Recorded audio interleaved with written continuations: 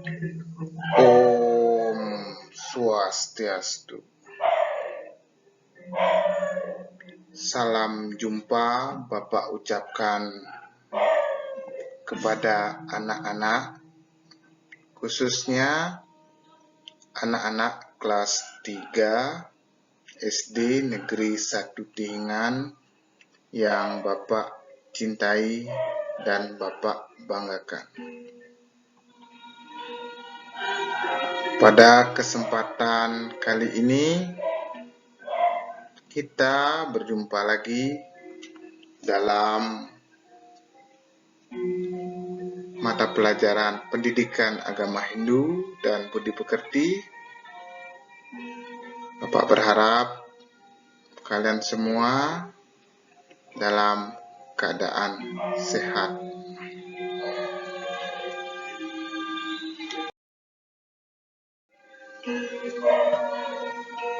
Nah, sebelum memulai pelajaran, marilah kita berdoa terlebih dahulu.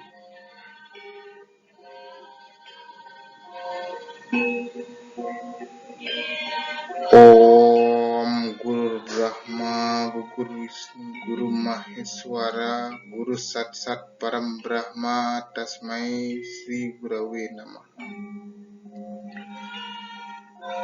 Om Saraswati Namastubhyam, Parade Kamarupini, Sidirastu Karaksami, Sidir Bawantume Sadam.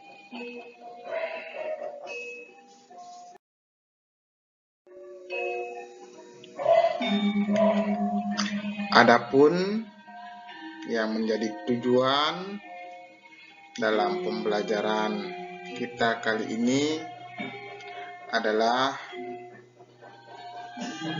sebagai berikut. Melalui pendekatan pembelajaran saintifik, siswa kelas 3 dapat memahami karakter yang baik tokoh utama dalam Mahabharata, sehingga dapat berpikir, berkata, dan berperilaku yang baik, membiasakan berperilaku jujur, memiliki pengetahuan tentang menyebutkan tokoh-tokoh yang terdapat dalam cerita Mahabharata, mampu menganalisis tokoh-tokoh yang baik dan buruk dalam cerita Mahabharata, serta memiliki keterampilan membuat ringkasan tokoh-tokoh dalam Mahabharata dan mengidentifikasikan tokoh-tokoh yang baik dan buruk dalam cerita Mahabharata dengan benar.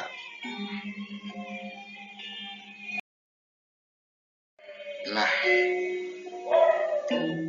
sebelum lanjut, marilah kita melakukan tepuk PPK seperti yang telah biasa kita lakukan. Anak-anak, ikuti apa yang Bapak instruksikan ya.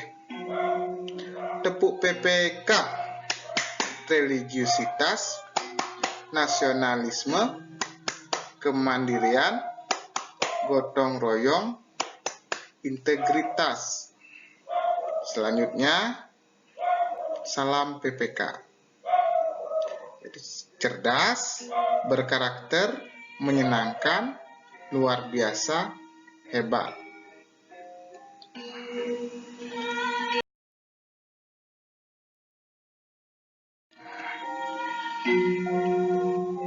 Selanjutnya, kita bersama-sama menyanyikan lagu wajib. Kali ini kita nyanyikan lagu Garuda Pancasila ya. Kita nyanyikan bersama-sama ya. 3, 2, 1. Garuda Pancasila, Akulah pendukungmu, patriot proklamasi, sedia berkorban untukmu. Pancasila dasar negara, rakyat adil makmur sentosa, pribadi bangsaku. Ayo maju, maju, ayo maju, maju, ayo maju, maju.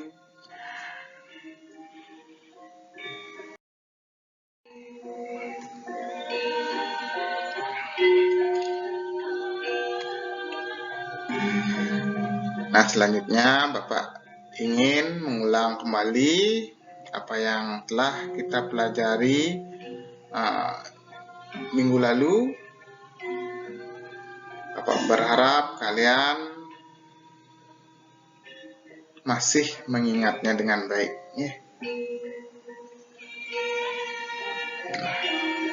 Cerita Mahabharata seperti yang Bapak jelaskan minggu lalu itu ditulis oleh Maharesi Vyasa. Cerita Mahabharata pada awalnya menggunakan bahasa Sanskerta, kemudian dialih bahasakan menjadi bahasa Jawa kuno itu oleh Empu Sedah dan Empu Panuluh.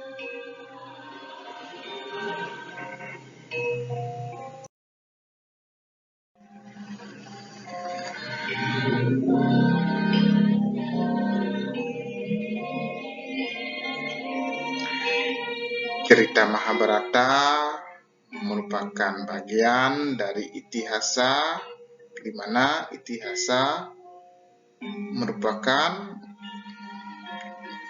cerita wiracarita. Itu ada dua, yaitu Ramayana dan Mahabharata. Nah, untuk kesempatan ini kita akan lebih banyak membahas tentang Mahabharata. Mahabharata bukan hanya sekedar cerita, namun kisah ini merupakan bagian dari Weda.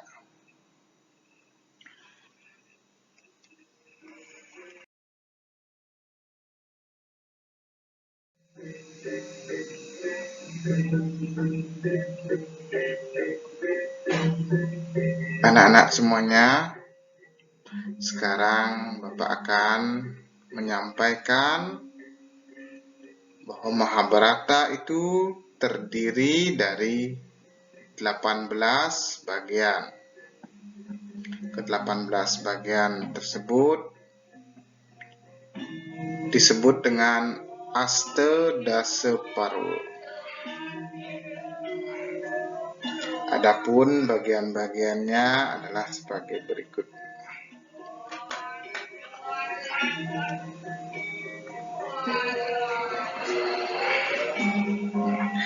Yang pertama itu adalah Adiparwa. Adiparwa mengisahkan keluarga Pandawa, hasil silsilah keluarga Pandawa dan Kurawa dari mereka masih kecil. Itu diceritakan di dalam Adiparwa. Juga dalam Adiparwa berisi tentang persahabatan antara Duryudana dengan Karna.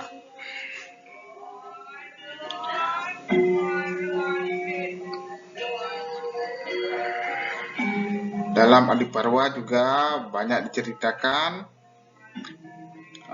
ketidakharmonisan antara Pandawa dengan Kurawa,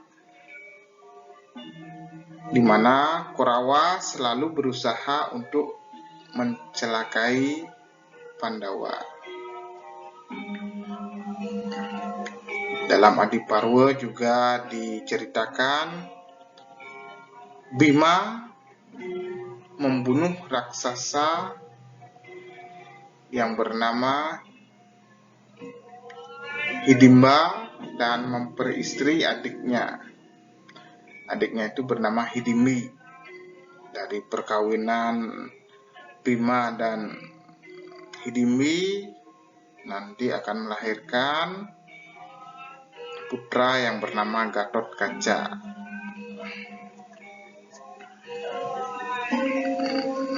Dalam Adiparwa juga diceritakan kemenangan para Pandawa dalam sayembara, di mana merebutkan Durupadi, kemudian diperistri oleh kelima Pandawa. Nah, Adiparwa ini berakhir pada cerita mengenai api yang ada di hutan Kandawa. Itu mengenai Adiparwa. Yang kedua, Bapak jelaskan tentang Sabaparwa.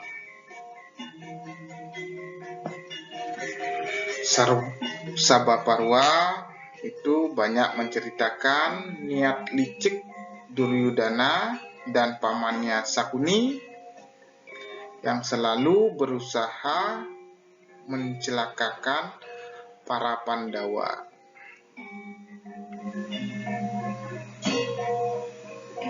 Juga permainan dadu diceritakan di sana, penghinaan Drupadi karena kekalahan para Pandawa dalam permainan dadu. Kemudian di Sabaparwa juga diceritakan pembuangan Pandawa ke hutan. Selanjutnya Wanaparwa. Wanaparwa menceritakan Pandawa memasuki hutan Kamyaka, menceritakan tentang pertapaan Arjuna, serta mengisahkan perjalanan para Pandawa untuk melakukan Tirthayatra. Dalam Wanaparwa juga diceritakan tahun ke-11 dan tahun ke-12 pengasingan para Pandawa. Yang keempat, Bapak jelaskan tentang Wirataparwa. Isi dari Wirataparwa adalah penyamaran Pandawa 1 tahun itu di kerajaan Wirata. Wirataparwa diakhiri dengan pernikahan Abimanyu. Abimanyu ini adalah putra Arjuna dengan Utari. Yang kelima, Udyogaparwa. Isinya tentang persiapan perang antara Pandawa dan Korawa, namun di pihak Pandawa cenderung menginginkan perdamaian dan mengutus Krishna sebagai duta perdamaian.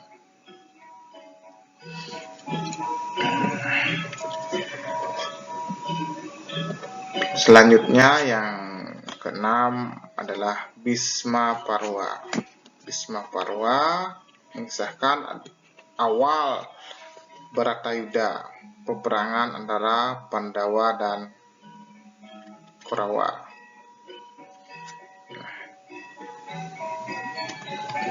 Nah, pada Bhisma Parwa ini merupakan turunnya Bhagavad Gita, yang merupakan percakapan si Krishna dengan Arjuna.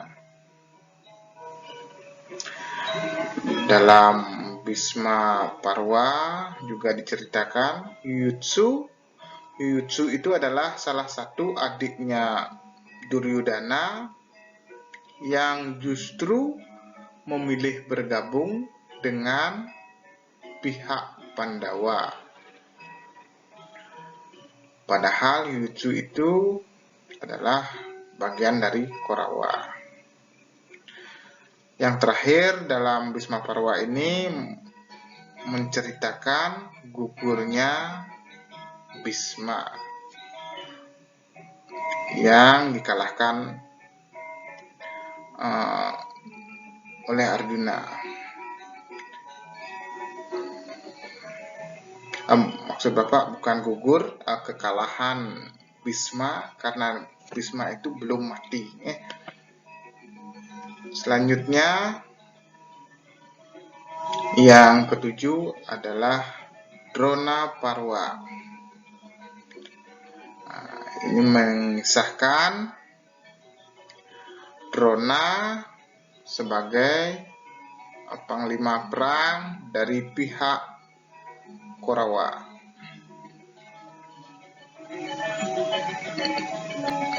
Menceritakan gugurnya Abhimanyu dan Gatotkaca. Dan juga gugurnya Drona yang dipenggal oleh Drestajumna. Drestajumna itu adalah kakaknya Durupadi. Yang kedelapan, Karna Parwa, menceritakan tentang diangkatnya Karna sebagai panglima perang dari pihak Korawa. Dalam Karna Parwa juga menceritakan Arjuna dan Bima mengamuk karena kematian dari Abhimanyu dan Gatotkaca menyebabkan Arjuna dan Bima mengamuk, sehingga dalam Karna Parwa ini menceritakan gugurnya Dursasana dan Karna. Yang kesembilan adalah Salya Parwa. Salya Parwa menceritakan gugurnya Salwa. Maksud Bapak, gugurnya Salya yang dikalahkan oleh Yudhistira. Kemudian Salya Parwa juga mengisahkan perang gada antara Bima dan Duryudana. Diakhiri dengan pengangkatan Aswatthama sebagai panglima perang dari pihak Korawa. Selanjutnya Sauptika Parwa.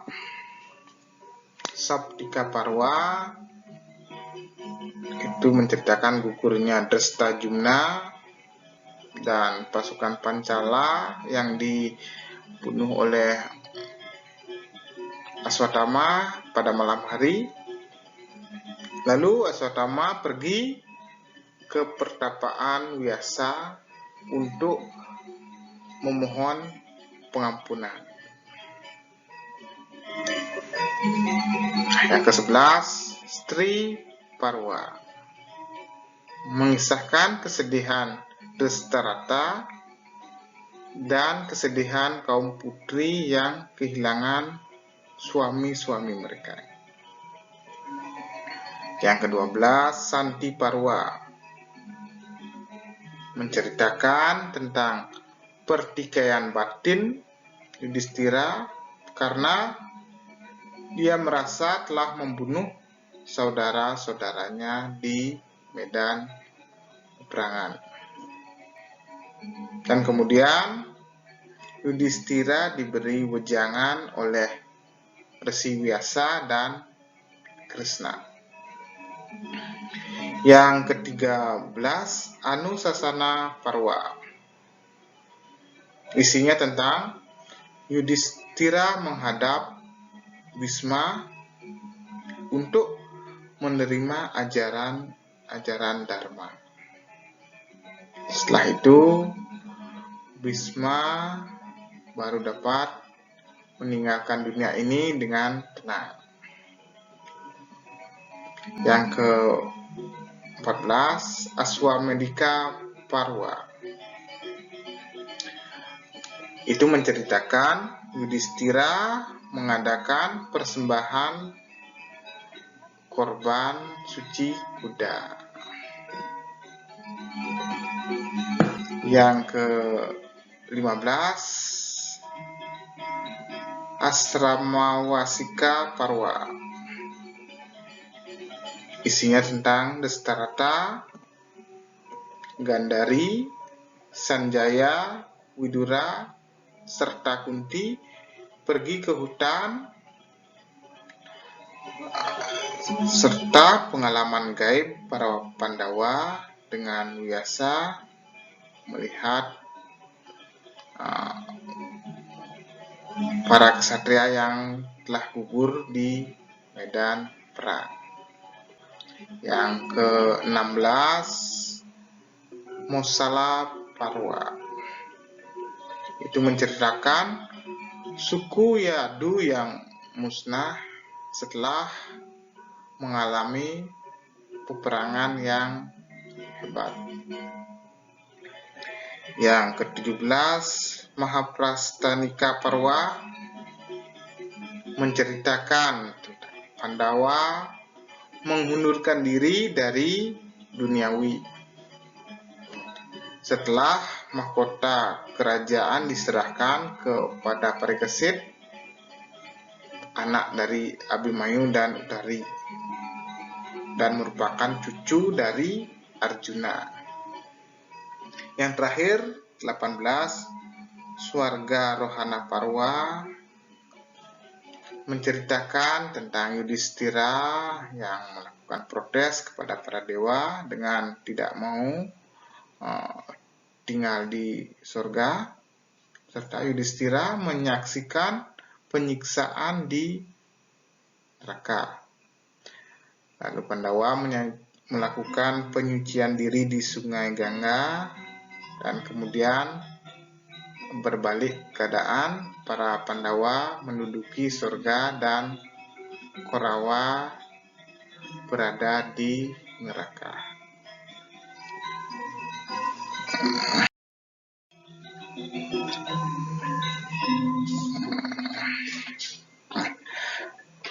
Dari penjelasan Bapak tadi tentang ke-18 bagian dari Mahabharata yang disebut Astadasa Parwa tadi, secara umum itu mengisahkan kisah Pandawa dan Korawa yang puncaknya adalah perang Bharatayuddha yang terjadi di medan Kurukshetra.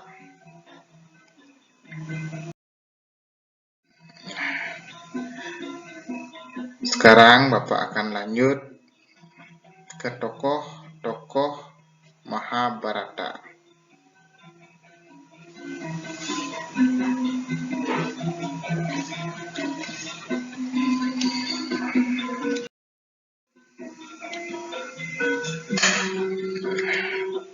Mungkin dari anak-anak ada yang suka menonton wayang. Ini adalah gambar, maksud Bapak ini adalah tokoh Yudhistira. Untuk penokohan Bapak akan mulai dari pihak Pandawa.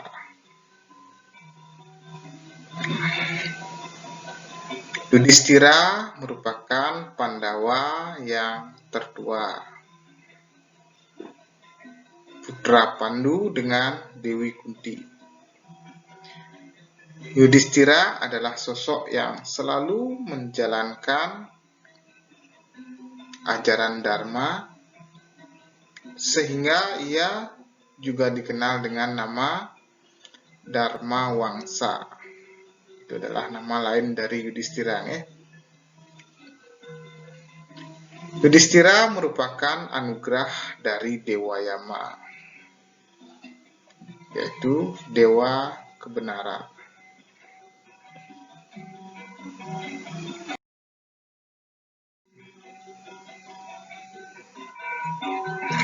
Yang kedua adalah Bima. Bima merupakan putra kedua dari Pandu dan Kunti. Bima dikenal sangat kuat dan pandai menggunakan senjata gada. Bima juga dikenal dengan nama lain yaitu Werkudara. Bima adalah anugerah dari Dewa Bayu atau Dewa Angin.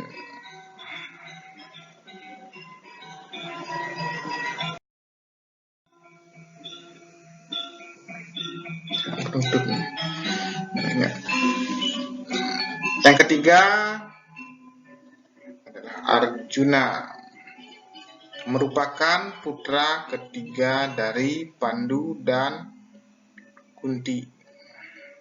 Arjuna sangat pandai menggunakan senjata panah. Arjuna juga dikenal dengan nama Dananjaya dan juga Partha ya. Arjuna merupakan anugerah Dewa Indra. Arjuna merupakan teman dekat Krishna.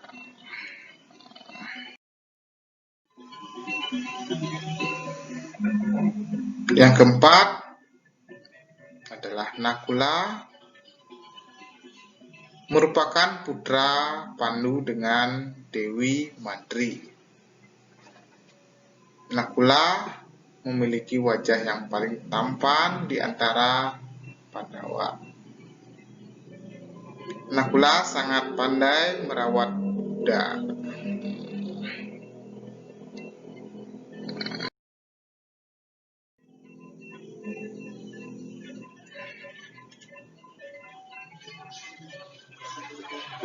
Sahadewa merupakan Pandawa kelima yang merupakan kembaran dari Nakula.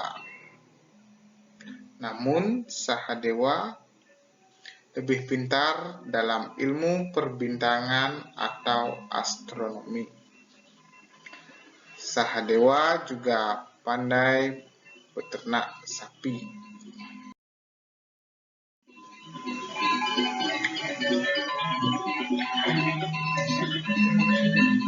Nah, itu tadi kelima Pandawa sudah Bapak jelaskan. Sekarang Bapak akan jelaskan tentang Korawa. Duryodhana merupakan putra Dastarata dan Gandhari. Duryodhana merupakan saudara tertua dari 100 Korawa. Ia adalah raja di kerajaan Hastinapura.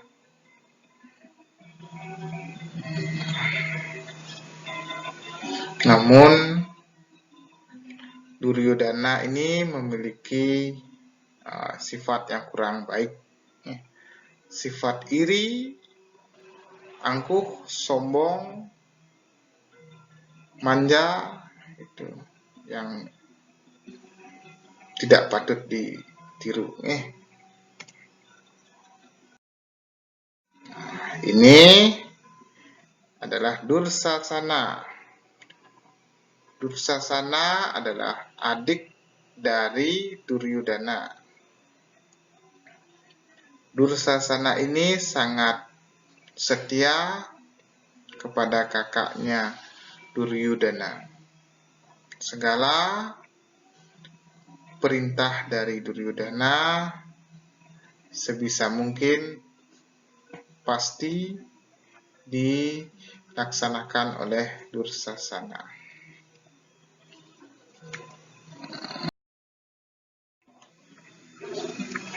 Nah, berikutnya adalah Sakuni. Sakuni merupakan paman dari para Kurawa. Sakuni merupakan kakak dari Gandhari.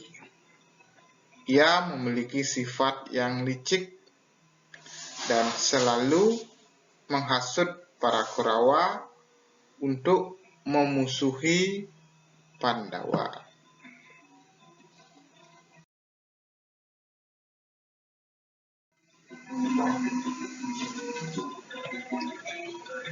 Selanjutnya, Bapak jelaskan tentang Krishna. Krishna merupakan putra ke-8 dari Basudewa dan Dewaki, yang merupakan awatara Wisnu. Artinya Dewa Wisnu yang turun ke dunia untuk menyelamatkan dunia dari kehancuran. Sampai di sana dulu. Bapak jelaskan tentang tokoh-tokoh Mahabharata.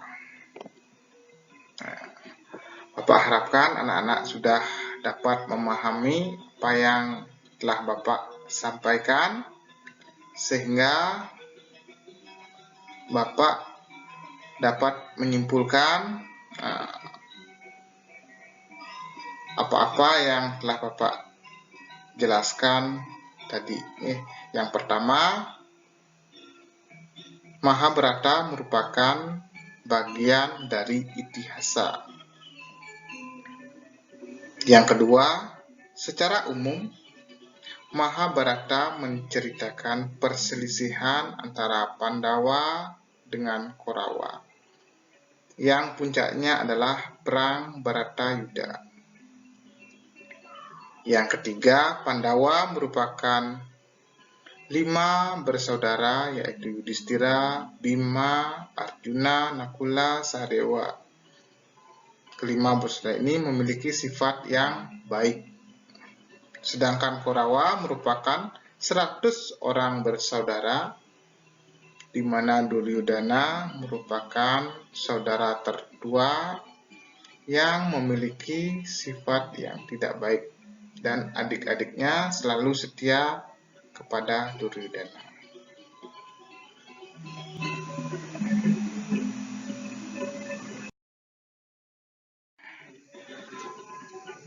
Selanjutnya, Bapak akan memberikan tugas.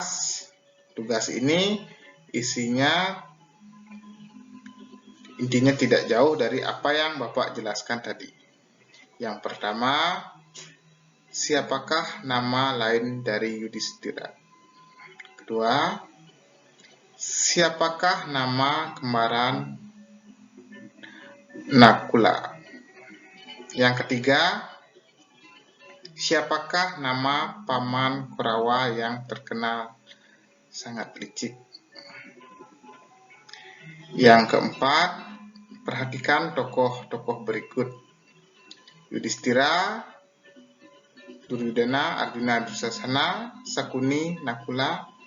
Nah, dari tokoh tersebut, yang manakah merupakan putra Dewi Kunti? Yang kelima, Yudhistira, Duryudana, Bima, Dursasana, dan Arjuna. Siapakah dari kelima tokoh tersebut yang memiliki sifat tidak baik? Nah, untuk lebih jelasnya, tugas ini Bapak akan kirimkan di grup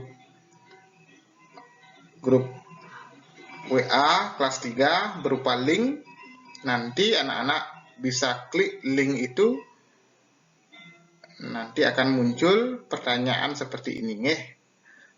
Kalau langsung jawab mungkin anak-anak tidak bisa dengan waktu yang singkat. Nanti linknya itu saja diklik, akan muncul pertanyaan seperti ini.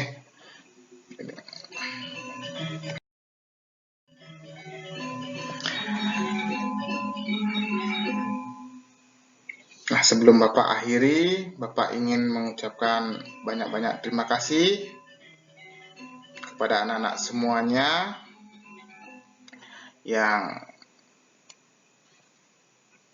mendengarkan penjelasan dari Bapak dengan baik.